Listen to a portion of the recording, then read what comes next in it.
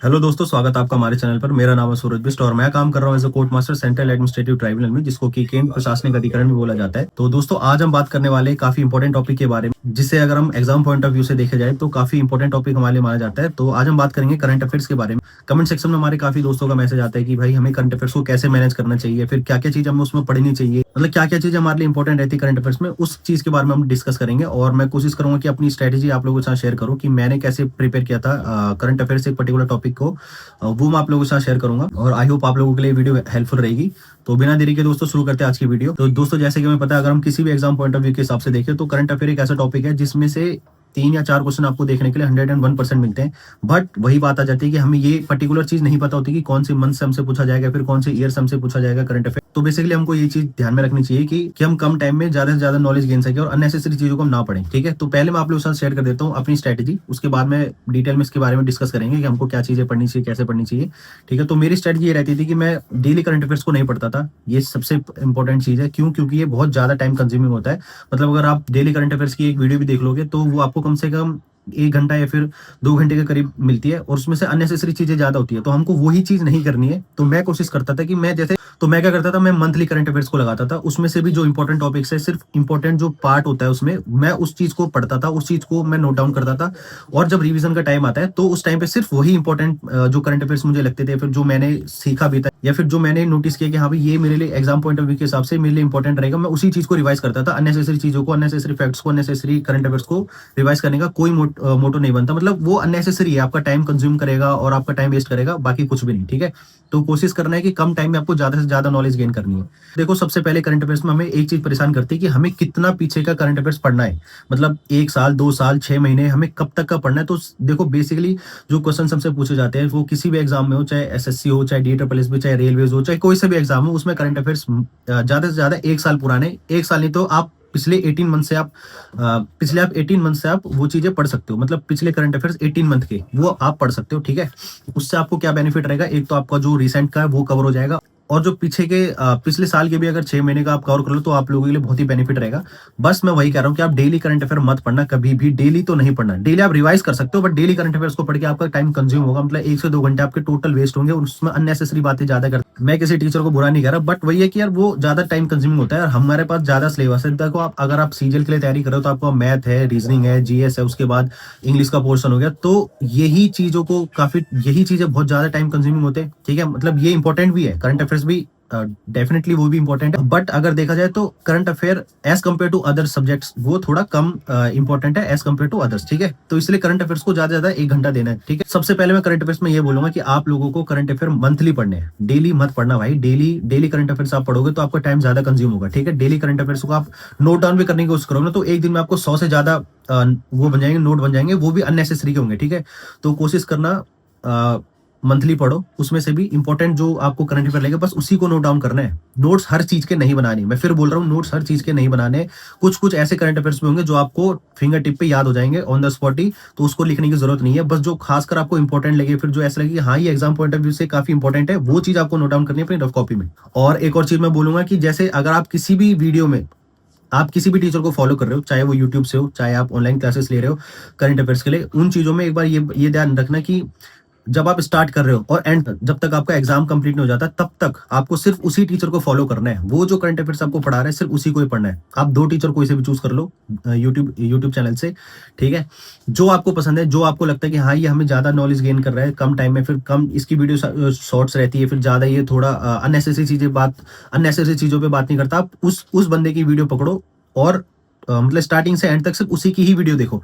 ठीक है, वो आप लोगों को अच्छे से गाइड करेगा। और ये नहीं सोचना कि नहीं यार अब ये नहीं दूसरे करेंगे, तो वो आप लोग कंफ्यूज होते रहोगे, आपका एक फ्लो नहीं बनेगा। ठीक है, कोई भी 2 टीचर पकड़ लो, उनके करंट अफेयर्स की वीडियो देखो और जितने भी इंपॉर्टेंट करंट अफेयर्स बताएगा उसको नोट डाउन करना है। ठीक है, ताकि रिवीजन करने में आपको ईजी रहे। जिस बंदे के पास टाइम है, मतलब जो अपना टाइम मैनेजमेंट अच्छे से कर रहा है, वो आप नोट्स बनाए, नो डाउट वो तो बहुत ही अच्छा होता है।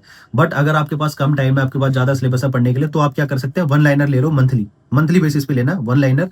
उसमें क्या होता है, ऑलरेडी पॉइंट वाइज वो आपको दिए जाएंगे। मतलब वो 1 लाइनर में पॉइंट वाइज रहते हैं करंट अफेयर्स, तो आप लोग उसको हाईलाइट कर सकते हो जो जो इंपॉर्टेंट आपको लगता है। ठीक है, और हाईलाइट वही करना जो काफी इंपॉर्टेंट है।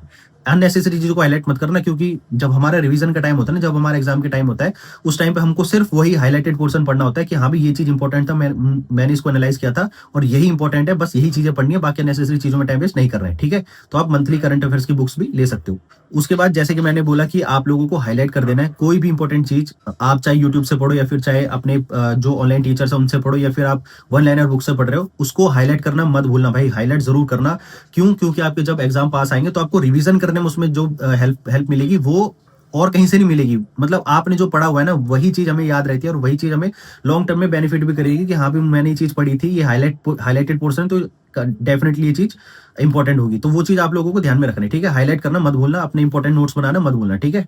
उसके बाद आपको क्या करना है, अब देखो जैसे कि हमें पता है हमारा करंट अफेयर्स का टॉपिक ना बहुत बड़ा है, मतलब बहुत बड़े का मतलब है उसमें बहुत सारी चीजें आती है। करंट अफेयर्स तो है, हो गए इंटरनेशनल नेशनल लेवल पे हो गए या फिर अवार्ड्स ऑनर्स हो गए, ठीक है। और भी बहुत सारी चीजें, जीआई टैग्स हो गए या फिर कोई रिसेंटली स्कीम निकली है, अगर किसी लेटेस्ट में किसी इलेक्शन हो रहे हैं, फिर उसके चीफ मिनिस्टर्स, गवर्नर्स, और भी बहुत सारी चीजें होती है। तो वो चीजें तो आपको पढ़नी है, बट आपको ये चीज भी ध्यान रखनी चाहिए कि करंट अफेयर्स में ना बहुत सारे टाइप के होते हैं, मतलब आप ये लगा लो स्टेट वाइज भी होते हैं, ठीक है, या फिर नेशनल इंटरनेशनल लेवल के होते हैं। हम लोगों को वो चीज नहीं करनी है। मेनली देखो फोकस हमारा एग्जाम पैटर्न को एनालाइज करना। मैं हमेशा से कहता था एग्जाम को एनालाइज करो पहले कि क्या क्या चीजें हमसे पूछी जाती है, ठीक है। उससे आपको आइडिया हो जाता है कि हमें क्या पढ़ना है, अननेसेसरी चीजें हमें नहीं पढ़नी, ठीक है। देखो सबसे पहले अगर करंट अफेयर्स में कभी भी कोई भी चीज पहली बार हो रही है, मतलब जैसे कोई अवार्ड किसी लड़की को पहली बार मिला है, किसी मतलब फीमेल्स को पहली बार मिला है, वुमेन्स को, या फिर कोई रिसेंटली स्कीम लॉन्च हुई है जिससे बेनिफिट हो रहा है पुअर क्लासेस को, एग्रीकल्चर सेक्शन को, वो चीज इंपॉर्टेंट हो गई, ठीक है। या फिर किसी क्रिकेट टीम या फिर कोई अवार्ड हो गया, या फिर आप ये लगा लो जैसे कोई नई स्कीम किसी स्टेट के लिए निकल रही है और काफी पॉपुलर हो रही है, वो चीज काफी इंपॉर्टेंट रहती है, ठीक है। या फिर जीआई टैक्स हो गए, वो काफी इंपॉर्टेंट होते हैं। या फिर आप ये लगा लो जो रिसेंटली न्यूज में बहुत रिसेंटली हो रहा है, या फिर अब जैसे मान लो किसी स्टेट में इलेक्शन है, ठीक है, उसमें आपसे पूछ लेगा उस स्टेट का गवर्नर कौन है या फिर उसमें कितनी लोकसभा सीटें है, तो ये चीज रिलेट करती है हर चीजों से, ठीक है। तो आपको यही चीज आपको ध्यान रखनी है कि हमें पर्टिकुलर किस टॉपिक को इंपॉर्टेंस देनी है, किसको नहीं देनी है। अननेसेसरी चीजों में अपना अननेसेसरी टाइम वेस्ट मत करो भाई।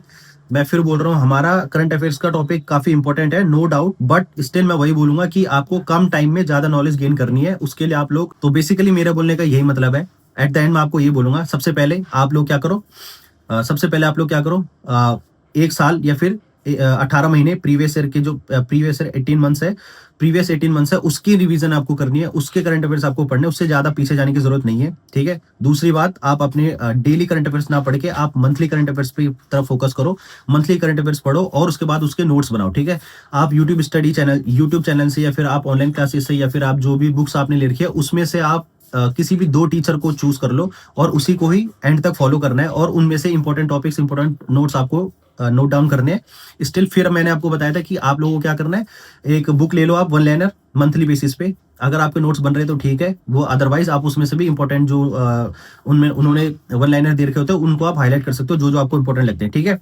उसके बाद मैं फिर बोलूंगा कि इंपॉर्टेंट टॉपिक्स जैसे अवार्ड्स एंड ऑनर्स हो गए, जैसे अवार्ड्स एंड ऑनर्स हो गए, चीफ मिनिस्टर गवर्नर्स हो गए, या फिर रिसेंटली कोई न्यूज में है, फर्स्ट टाइम हैपनिंग हुआ है, या फिर कोई अवार्ड्स मिले हुए हैं, वो चीज आप लोगों को ध्यान रखना है, ठीक है। मतलब जो इंपॉर्टेंट टॉपिक्स है बस आपको वो उसी चीज पे फोकस करना है। तो बेसिकली यही है एक करंट अफेयर पढ़ने का तरीका। और काफी बच्चे पूछ रहे थे कि हम कौन सी टाइमिंग पे हमें चीज पढ़नी चाहिए, फिर रिवाइज करना चाहिए। तो मैं अपने तरीके से बताता हूँ, मैं क्या करता था, देखो आप स्टार्टिंग में ही करंट अफेयर्स का रख लो, मतलब जैसे आप उठते हो ना, जो आपने लिखा था प्रीवियस डे पे उसको आप रिवाइज कर लो सुबह उठते ही। वो सबसे बेस्ट टाइम होता है किसी भी चीज को याद करने का, क्योंकि आपका दिमाग बिल्कुल फ्रेश होता है उस टाइम पे, आप बिल्कुल एक फ्रेश मूड के साथ उठते हो, तो उस टाइम पे जो भी चीज आप पढ़ोगे ना, वो चीज आपको लॉन्ग टर्म तक याद रहेगी। तो मैं तो कोशिश करता था कि करंट अफेयर्स हो गया या फिर जो मेरी वोकैबुलरी सेशन हो गया, ये चीज मैं हमेशा मॉर्निंग में रखता था। आप मॉर्निंग में ही उन चीजों को पढ़ो, उसके बाद आप लोग आगे बढ़ो, ठीक है। तो करंट अफेयर्स पढ़ने का यही तरीका है। फिर भी अगर आपके मन में कोई डाउट है तो आप लोग बेफिक्र होकर अपना कमेंट सेक्शन में पूछो, मैं कोशिश करूंगा कि वो डाउट भी आपका क्लियर कर दूं, ठीक है। तो ये था दोस्तों आपका करंट अफेयर की आज का टॉपिक, और आई होप आप लोगों के लिए वीडियो हेल्पफुल रहेगी। तो अच्छे से करना अपनी प्रिपरेशन, और जैसे कि हम सबको पता है कि एग्जाम कैलेंडर आ चुका है, तो लग जाओ भाई 2026 की तैयारी में, और सभी को all the best. I hope आप लोग अपनी लाइफ में बहुत अच्छा करेंगे। तो मिलते हैं नेक्स्ट वीडियो में ऐसे किसी इन्फॉर्मेटिव वीडियो में। तो आज के लिए इतना ही दोस्तों, मिलते हैं नेक्स्ट वीडियो में। Thank you.